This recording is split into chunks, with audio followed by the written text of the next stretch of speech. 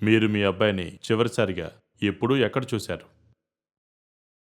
20 రోజుల కింద ఇంట్లోనే కలిసి అన్నం తిన్నాం. ఎందుకు కనపడకుండా పోయాడనుకుంటున్నారు? ఎవరన్నా భయపెట్టారా? గిట్టని వాళ్ళున్నారా? చాలామంది. ఎవరు వాళ్ళు?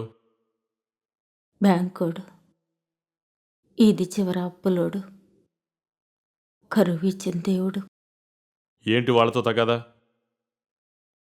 డబ్బులు ఎంత?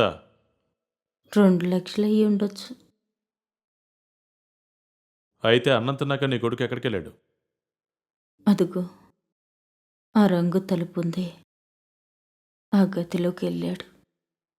ఆ తర్వాత కనిపించలేదా? ఉత్తరం గాని ఏమైనా వస్తువులు గాని వదిలి వెళ్ళాడా?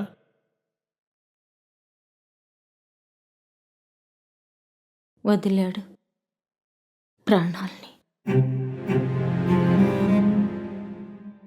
ఏంటి? చచ్చిపోయాడా? ఆత్మహత్య చేసుకున్నాడా? మరి ఆ పోస్టర్ దానికి? విసిగిపోయి, అలసిపోయి ఆత్మహత్య చేసుకున్న రైతుల సంఖ్య తగ్గించాలనుకున్నారో ఏమో. పోలీసులు కేసు రాయనన్నారు.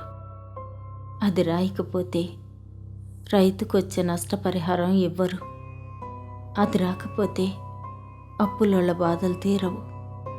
ఇలాగైనా అందరికీ తెలిసి ఏదో ఒకరోజు పోలీసులు కేసు రాస్తారేమోనని. నీకు తిరగడం కష్టమైతే నీ భర్తనైనా మా దగ్గరికి పంపించుండొచ్చు కదా? వాళ్ళలాగే ఆయన కూడా కనపడకుండా పోయి చాలా రోజులైంది.